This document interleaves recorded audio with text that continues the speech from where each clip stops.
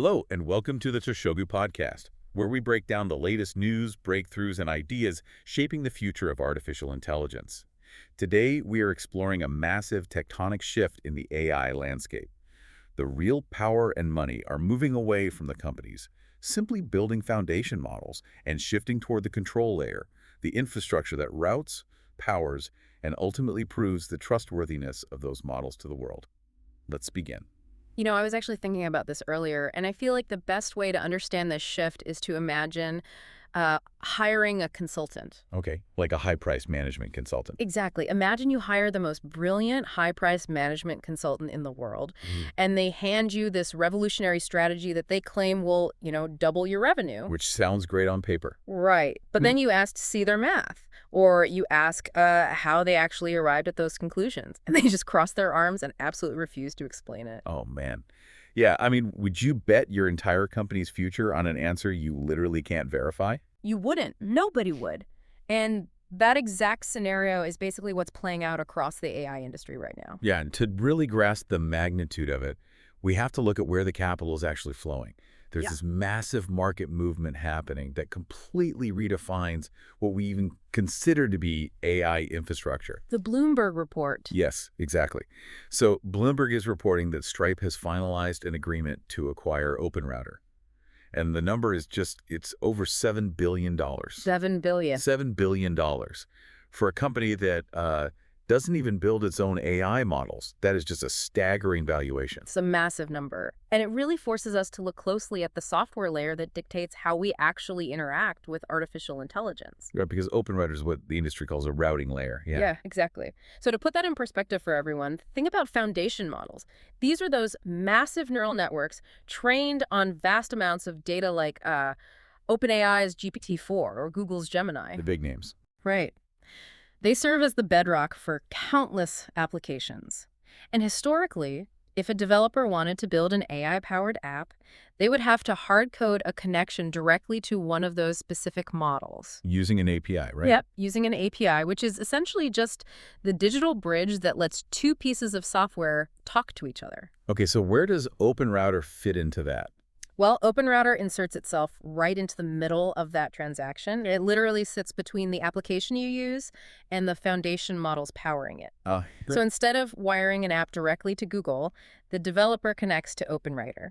And then OpenRouter provides this single, unified interface that can seamlessly switch across hundreds of different models behind the scenes. Here's where it gets really interesting, because that instantly makes me think of the travel industry. Oh, like booking flights? Yeah. Before platforms like Expedia or Kayak existed, if you wanted to book a flight, you had to manually go to the Delta website. Yeah. Then, open a new tab for United.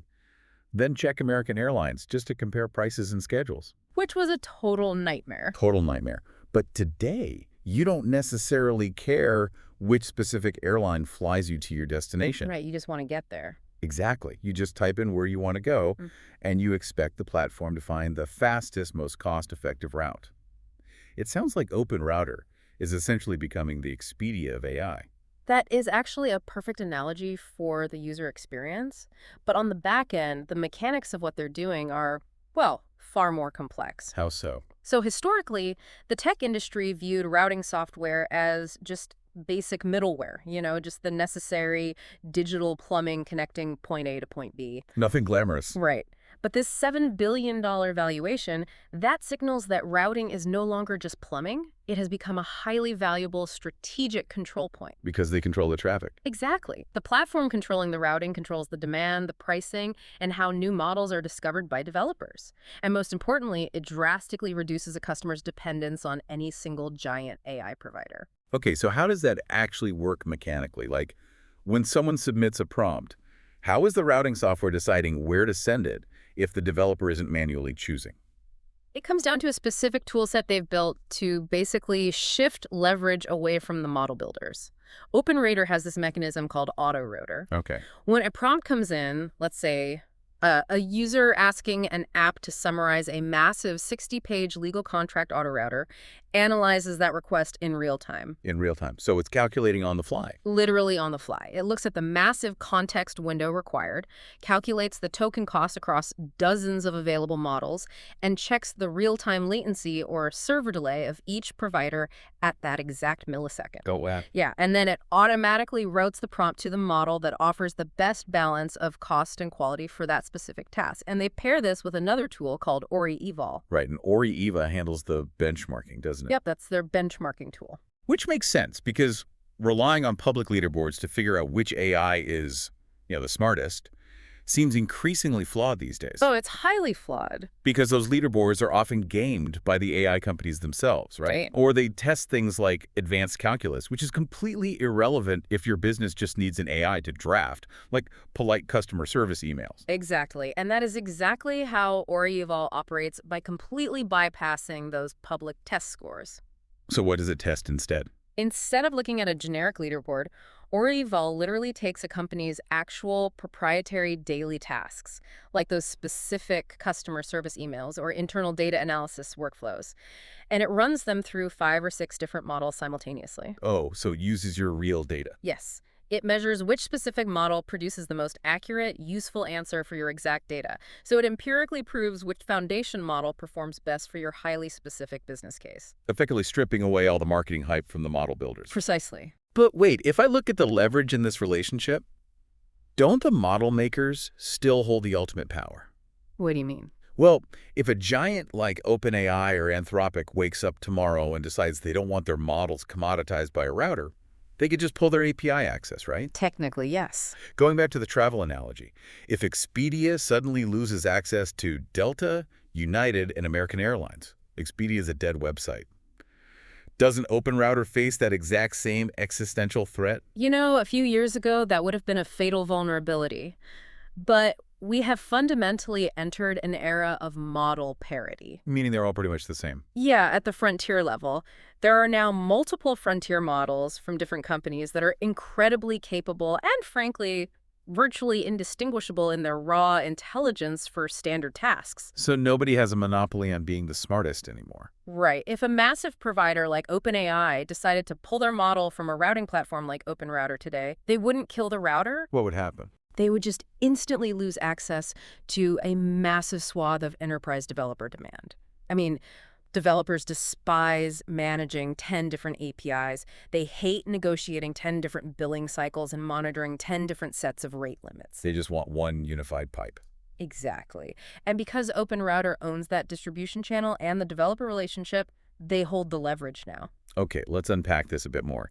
So the software routing layer is dynamically deciding which model to use, sending these prompts flying across the internet. Right.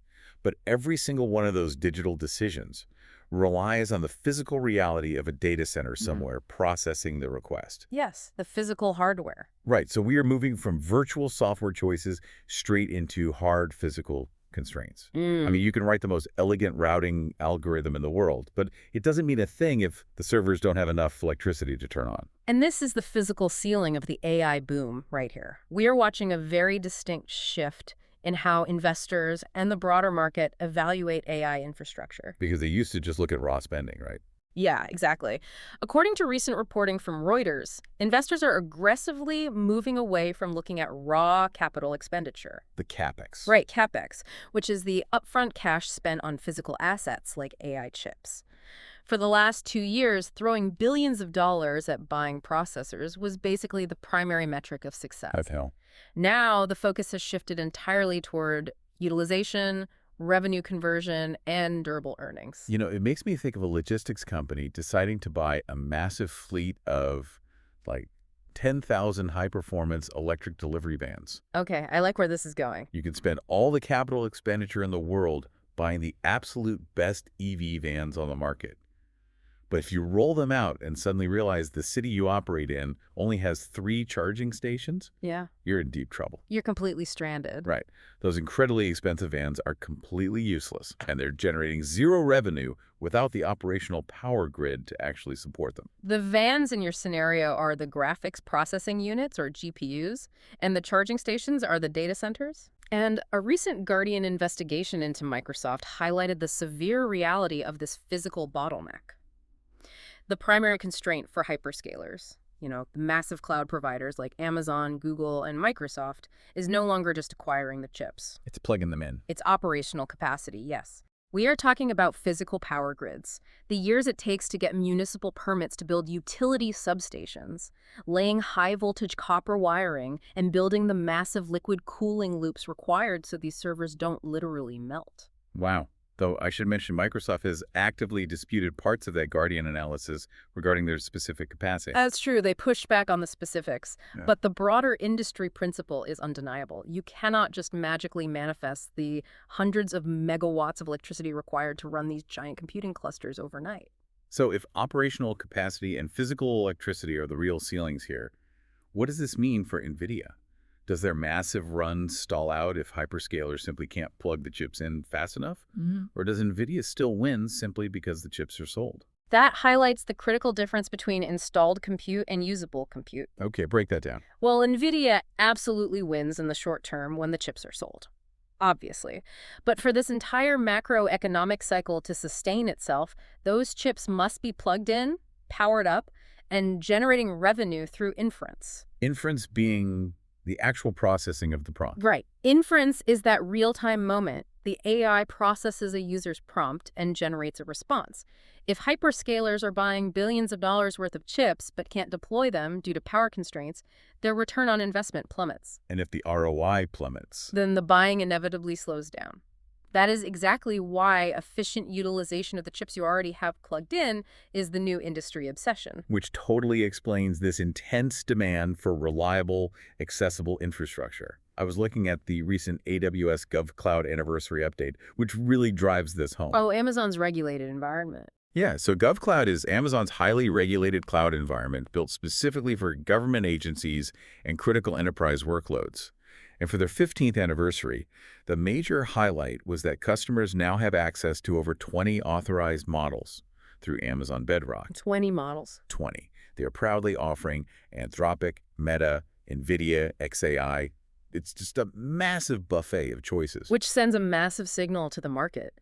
It proves that even the most highly regulated, secure enterprise infrastructure in the world is demanding multi-model access. They don't want to be locked in. They're explicitly refusing to commit to exclusivity. I mean, think about a government agency processing tax forms or a major global bank. Very risk-averse organizations. Profoundly risk-averse. They simply cannot afford to architect their entire secure environment around a single AI provider. Right, because what happens if that provider suffers a massive outage? Exactly. Or what happens if they radically change their pricing structure? Or subtly alter their model weights, the underlying mathematical parameters that define how the AI thinks, which suddenly breaks the bank's internal tools. That would be a disaster. A total disaster. So they require a resilient infrastructure layer that guarantees optionality. Okay, so we have this highly dynamic software layer routing the tasks. And we have physical data centers straining local power grids trying to process them. Yep. But none of this infrastructure, not the $7 billion software, not the gigawatt data centers, matters at all if the person sitting at the keyboard fundamentally rejects the output. The human element. Right, because if the enterprise user doesn't trust the final answer, the entire system collapses. And that brings us perfectly to the crisis of trust currently echoing across the industry. Anthropic CEO Dario Amodei recently published a very candid, extensive thread on X addressing this exact tension. Oh, I saw that. Yeah, he argued that the current AI backlash we are seeing from the general public and the hesitation we are seeing from massive enterprises is fundamentally a trust problem. Not a communications problem. Exactly. It's not a communications issue, and it certainly isn't a PR problem. So what does this all mean? When he says it's not a PR problem, he means the tech companies can't just, run better marketing campaigns or buy Super Bowl ads to make people comfortable with AI. Precisely. Amodei acknowledged that the AI industry has not yet delivered enough of the massive, world-changing societal benefits it has been promising over the last few years. They overpromised. Heavily. For a lot of everyday people and businesses, the hype has aggressively outpaced the real-world utility. He insists that highly visible, measurable, real-world outcomes are going to matter far more moving forward than grand rhetoric about artificial general intelligence. Right. Capability alone isn't enough anymore. No. Simply possessing the model that scores the highest on a benchmark will no longer drive adoption. It goes right back to that management consultant scenario we talked about at the beginning. Oh, yeah, the black box. Yeah, if I hire the smartest consultant in the world, and they hand me a brilliant strategy, but absolutely refuse to show me the data they used to build it, I am not implementing that strategy. You'd be crazy, too. I can't base the future of my operations on an opaque black box. And that black box is the primary hurdle for enterprise AI right now. Solving it requires two things: provenance and transparency. Define provenance in this context. So provenance means having a crystal clear tracking mechanism that shows exactly what part of a task was generated by an AI, what data it pulled from to make that decision, and what part was edited by a human. Okay, and transparency. Transparency means having explainable decisions, because we also have this huge issue of models that hallucinate. Right, which is when an AI confidently invents false information or cites fake sources. Exactly. 2 years ago, features like explainability and human control were viewed by AI developers as annoying compliance add-ons. Just red tape you tack on at the end for the legal department. Pretty much. But today, they are hard, non-negotiable, competitive product features. If you cannot explain the exact decision tree your model used, an enterprise simply will not deploy it. But wait, let me push back on this for a second. Looking at Emoti's statements, isn't there a strategic motive here? How do you mean? Well, Anthropic's entire brand identity, from the moment they spun out of OpenAI, has been built on safety and constitutional AI. So by declaring that trust is the ultimate bottleneck, isn't he just playing the good guy card? Like, isn't he just using safety as a competitive weapon against OpenAI and Google? Oh, it is absolutely a strategic positioning move on his part, no doubt about it. But that doesn't mean his assessment of the industry's vulnerability is wrong. Okay, fair point. We are watching a very clear market pattern moving up the technology stack. Walk us through that. So the first phase of this AI race was fought entirely at the bottom layer, the foundation models. It was a war over who had the most raw compute and the highest IQ. The smartest model wins. Right. Then, the second phase moved up to routing and infrastructure. That was about who can deliver that intelligence most efficiently without melting the power grid. Now, the overwhelming value is migrating to the very top of the stack: governance and measurable outcomes. Proving the work. Exactly. Think about a hospital network deploying an AI agent to pre-screen patient carts. If that agent makes an unexplainable error or hallucinates a symptom that alters a treatment plan, oh, that's a massive liability. the resulting lack of trust will freeze that hospital's AI deployment for a decade. So the most valuable strategic asset in the market today is the layer that guarantees reliability to the end user. Wow. Okay, so when you look at this entire landscape, the software routing acquisitions, the physical power grid limits, this existential crisis of trust, it fundamentally changes how anyone listening to this needs to build their own workflows. It changes everything. Right, so if you are managing a team, developing an application, or just trying to integrate these tools into your daily job, how do you actually adapt to this massive shift? Well, based on everything we've explored today, rule number 1 is to make model independence your core architectural principle. Never rely on just one. Exactly. Aye. Whether you are building custom software or just setting up automations for your small business, you should never hard code a permanent dependency on a single model provider. Because if they change something, you're broken. Right. If your entire internal workflow collapses because one specific model goes offline, gets deprecated, or changes its pricing tier, your architecture is entirely too fragile. So what's the fix? You need to utilize API routing layers that allow you to swap models instantly without rewriting your code. You essentially have to treat AI as a modular, highly replaceable component. Yes. Because different tasks within your day require entirely different tools, and you should be evaluating them constantly based on risk, context, and cost. Precisely. You don't use a sledgehammer to drive a thumbtack. Right. So if you are running a high-throughput background automation, let's say an agent workflow that just needs to summarize 3,000 standard financial receipts overnight, you don't need a massive, expensive frontier model for that. No, that would be a huge waste of money. A model like Gemini 3.7 Flash is incredibly cost-effective and lightning fast for that exact task.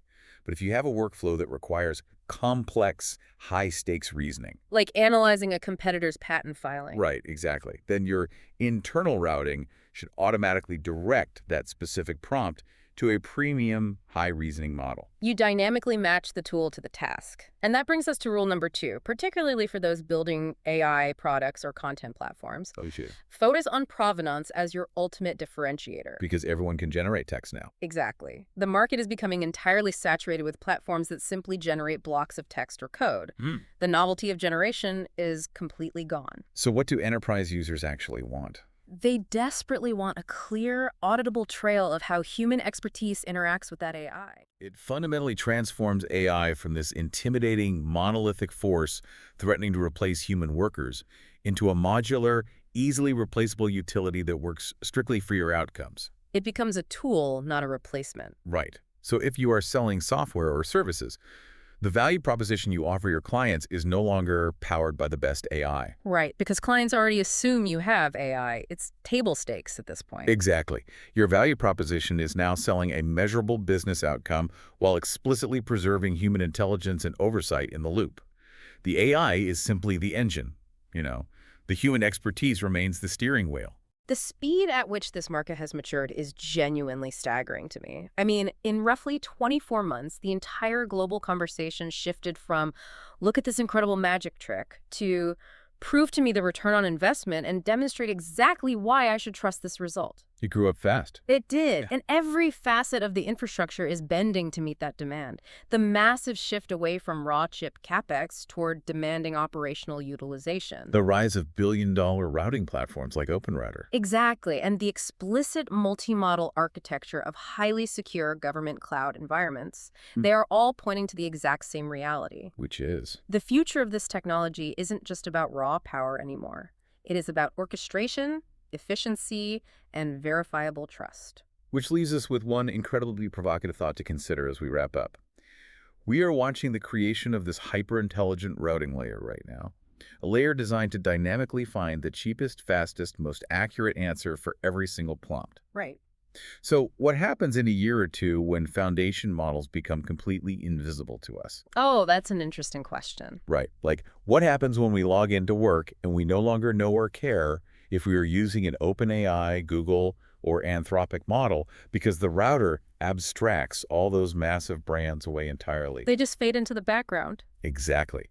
Will the famous AI models of today, the ones currently dominating every headline, simply become the anonymous, background electricity powering the web, just an invisible utility we plug into without ever thinking twice about where it was actually generated? That's all for today's episode of the Toshogu Podcast. If you enjoyed it, like this episode, subscribe, and join us next time for the latest in AI. Until then, keep building what outlives you.